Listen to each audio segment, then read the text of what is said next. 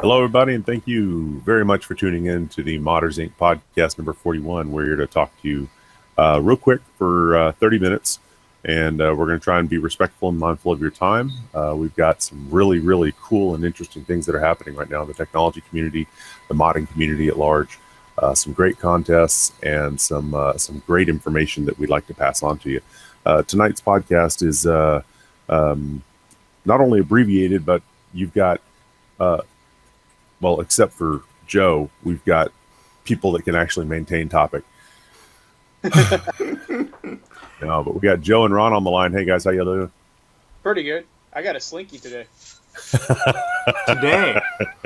Dude, had it at Walmart for like $3. I couldn't pass it up. See? Topic, Joe. Watch him just drop off and chase it, Slinky. Slinky. Okay, well, the first thing that's going on right now is stop. It's like squirrel. You got to stop putting that thing in the screen. The Alienware modding contest. We know that I think the voting starts. Is it Monday, March 21st? Yeah, they're almost done with it. The deadline's almost here. Mm-hmm. Came by pretty fast. I didn't expect it to be that that quick. Time flies. We've got 3 different teams that are competing inside the Alienware modding competition. You've got the Mod Dudes, you got Modders Inc., and then you've got V1 Tech. Mod Dudes are, what is that? Is that We got Brian Carter, I think, with BS Mods. So Rod and Bob. Yeah, no competition there. No, those guys are pushovers. It's basically BS Mods featuring Brian Carter. Yeah. Potter, as many people know him. Always nice. And then Dwayne and the team at Modders Inc. Mostly Dwayne. I can't lie too much about that. You know, it's just been kind of a what would you call it? A logistical nightmare. Yeah. A log jam, if you will. But Dwayne's been plugging away on that. We've been chiming in and offering guidance, help, assistance, suggestions, stuff like that. And I'm not sure what's going on with V1 Tech right now. Haven't heard much from them. Yeah, you guys heard anything? They posted a concept there with a window, with basically a mock-up, but I haven't seen what they did. Actually, I haven't, not on YouTube, not on the page. So it'll be interesting to see what they come up with by the end of this week. Yep. So Hassan teased some backplates that he made that were UV green, and that's about all I've really seen. Doesn't he have a stack of those though? You can just pull out. Repurposed. It was repurposed of Alienware. I can say that much. Probably has Hassan. Yeah, buddy. There's also another modding competition that we just recently learned about. Gigabyte. Gigabyte's got a modding competition coming up. It's going to be a compressed competition. It starts technically last week, March 11th.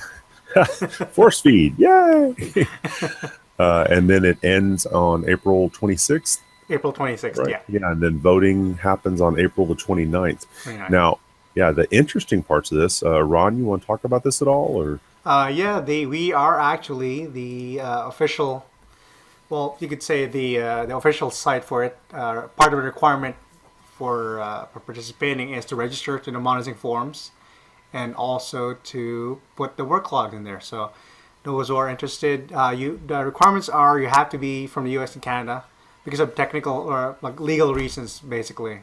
While it would be nice to have people from all over the world, monitor all over the world, it's kind of a logistical nightmare to kind of work out the legal details to send somebody from other countries to all the way to Taipei, and that's also that's the main prize there. You're going to be is a big chance for modders out there to step up and be recognized. If you're not a pro yet, or you've been modding for some time and you want to get recognition, this is the best way for your name to get out there. You're going to be in the Gigabyte booth at Computex.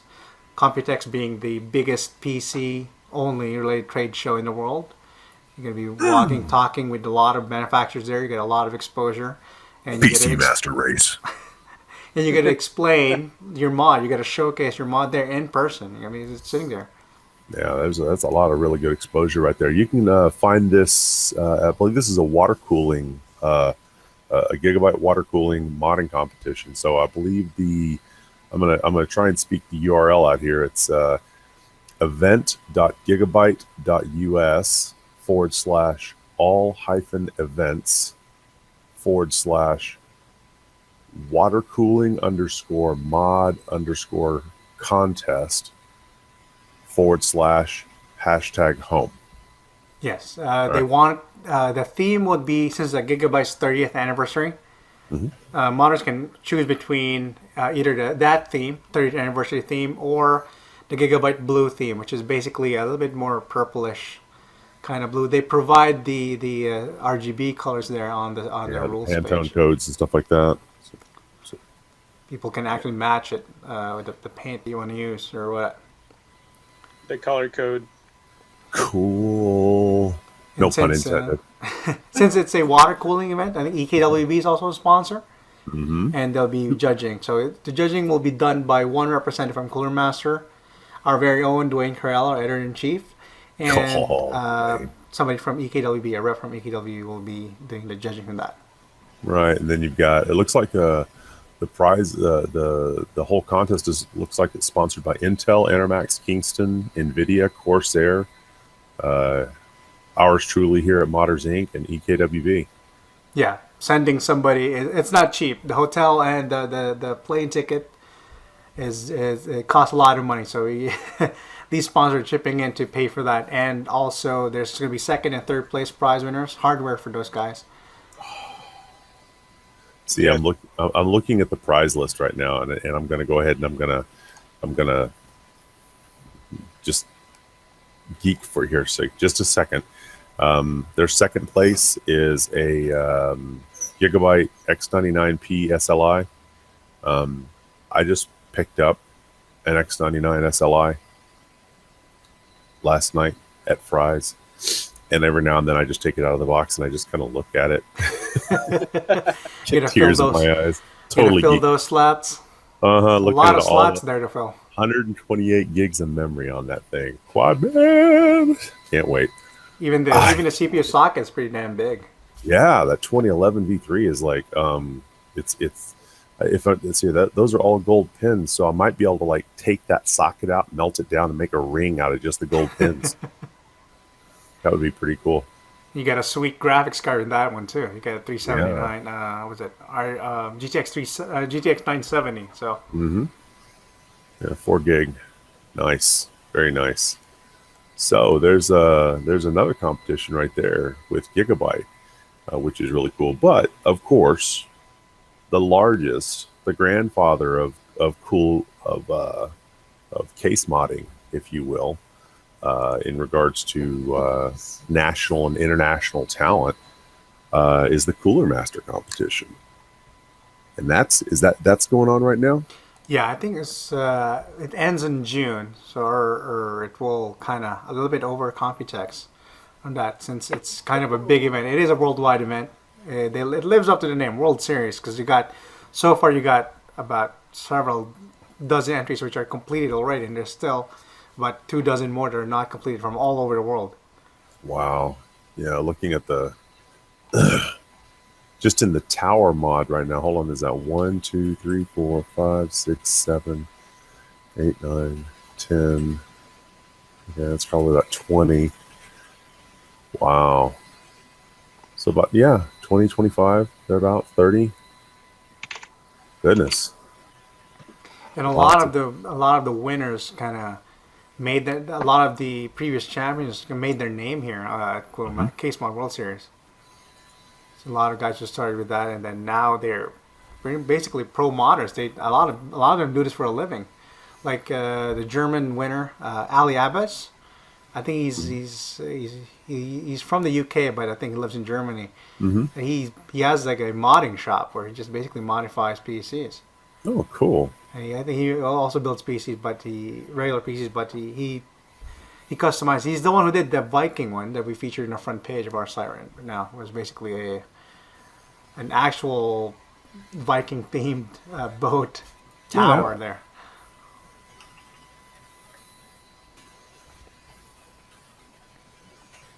Whoops.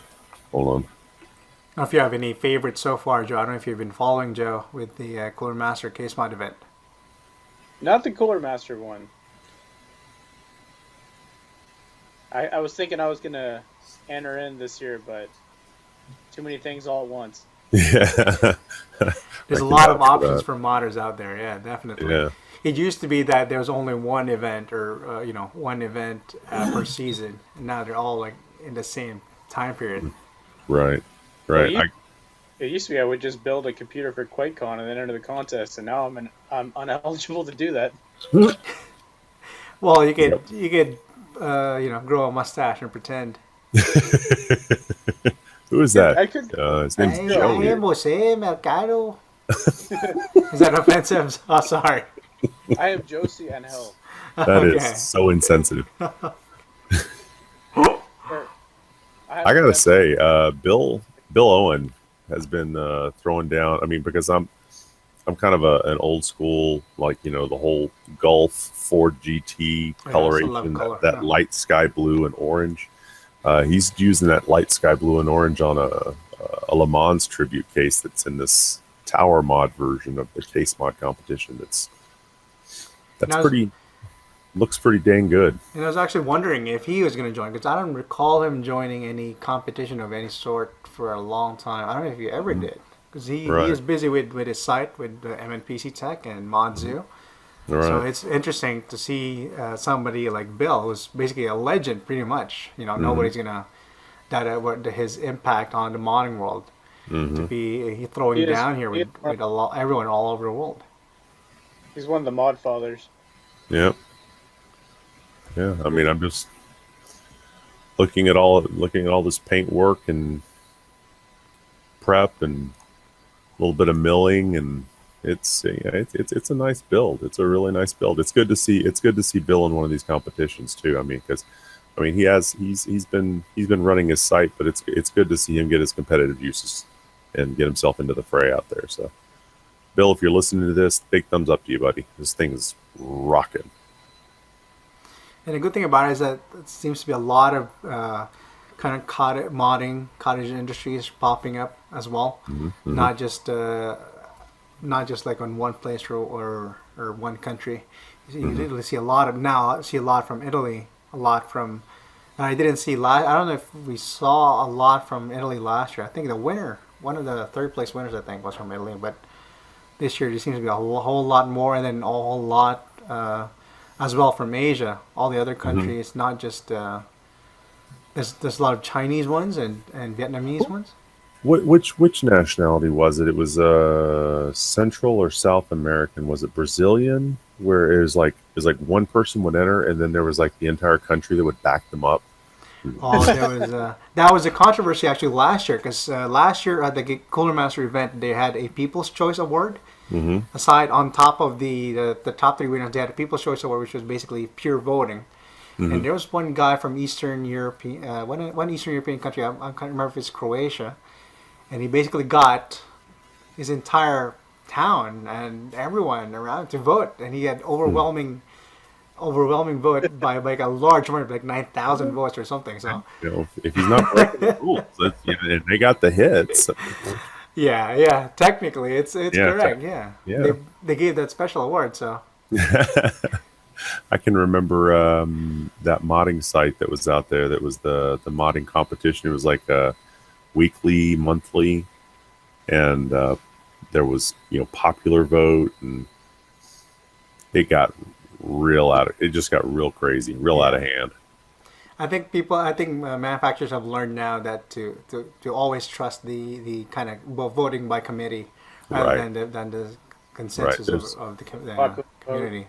Yeah, I like the ones that take the committee vote. Where you have the industry leaders and the people who actually understand the hobby. Yeah. And then you do bring up audience participation by letting them have a vote, but it's only a small percentage of how it's going to affect the outcome. Yeah. It could be what ends up, tipping, two people that are tied. It may end up being that 20% of the votes that were cast, that came from the popular vote that ends up winning the competition for them. But still, it's one of those things that can really drive a contest, is getting the public into the participation of it, not feeling like they're just bystanders waiting for somebody to force feed them who won whenever they have their own personal favorite. Yeah, I think the percentage now is I think Cooler Master is like 30% or 20%. Okay. It has been shrinking because, I mean, if you want to take the event seriously, you definitely have to involve a lot more of a committee voting, because it's, I mean, if you have a boxing match or a Olympics event, you're not just gonna have a popular vote. The audience there. You're gonna have experts in the field kind of giving their own scoring. I don't know, man. They're in the 80s and 90s, man. France was on us for diving. It was gymnastics too, man. France was just like, it was like 9.5, 9.5, 6 from the judge from France. It was like, oh, really, man. Joe, you've been trying to say something. I keep interrupting you. What's up, buddy?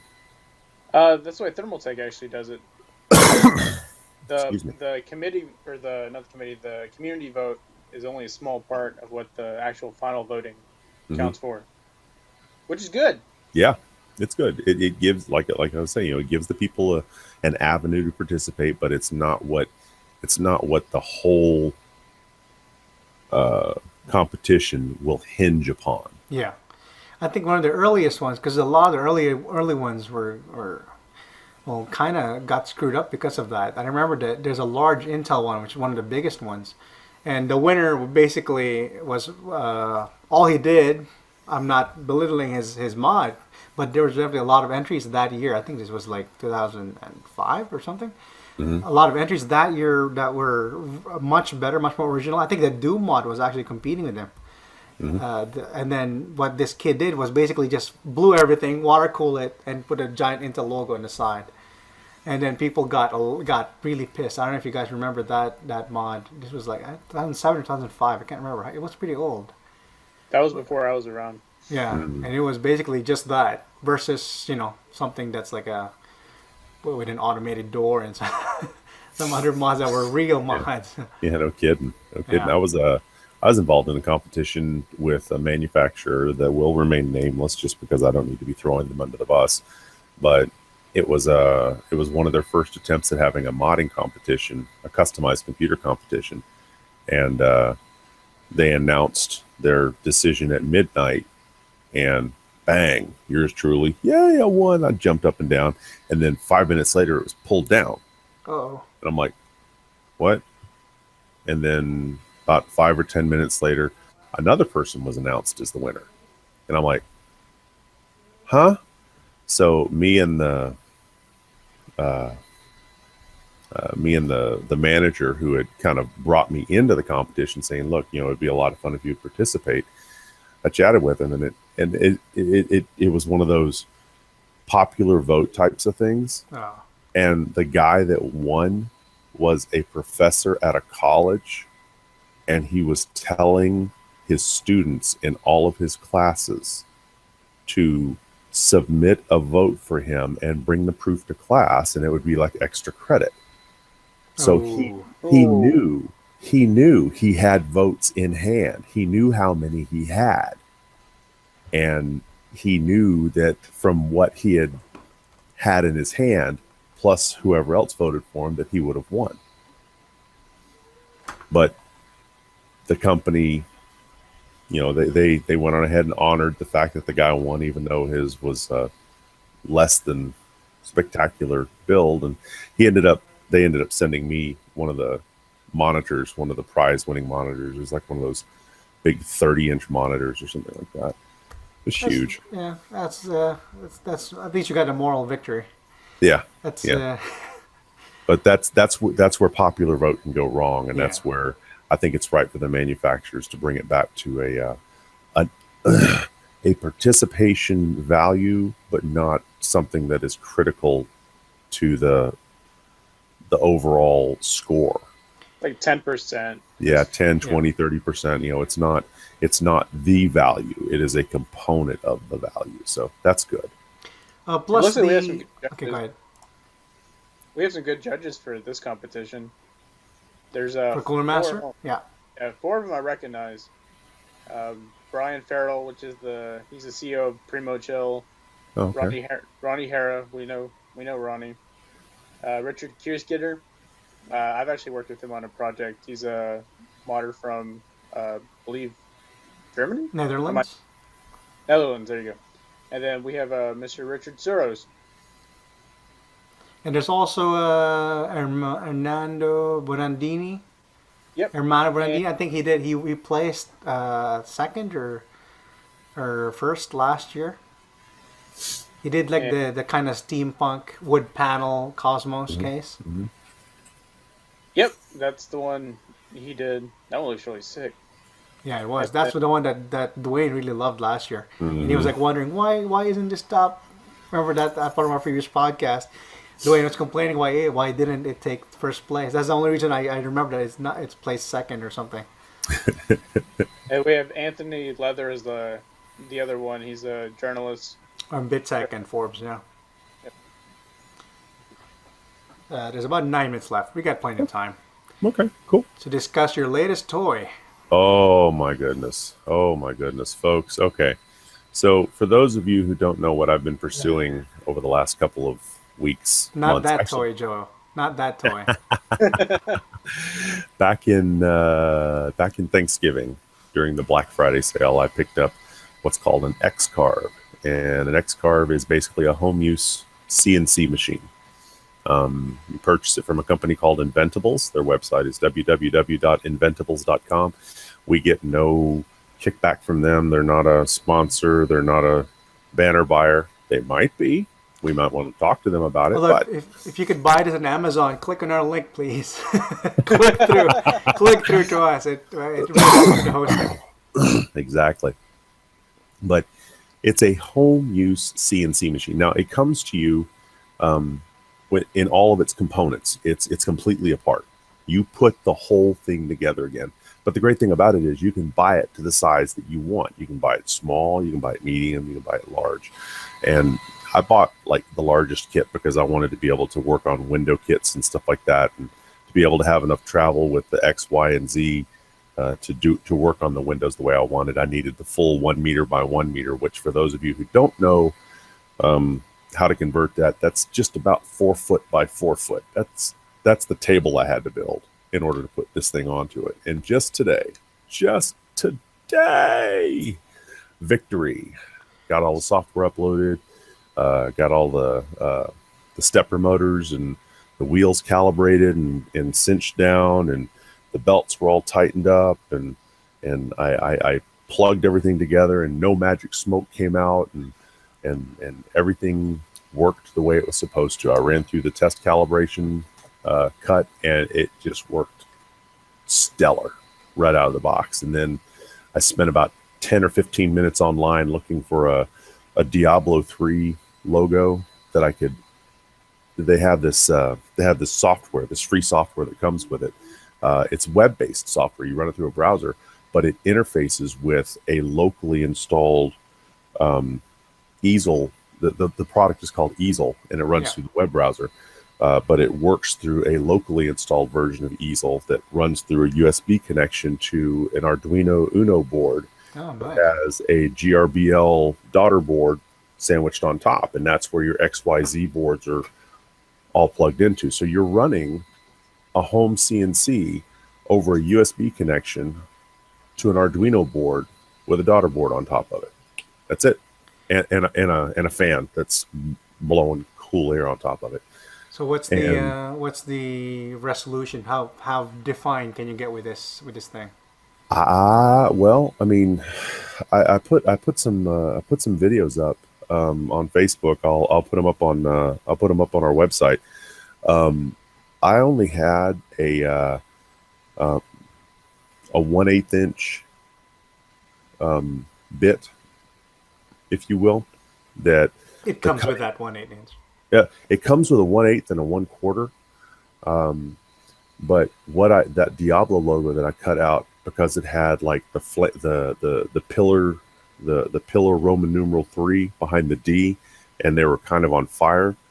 that fire had a high resolution to it, and the easel software immediately saw what I was cutting and said, you need a smaller bit to cut this, or you need to make it bigger so that the bit that's in here will cut this properly. I mean, it immediately told me that.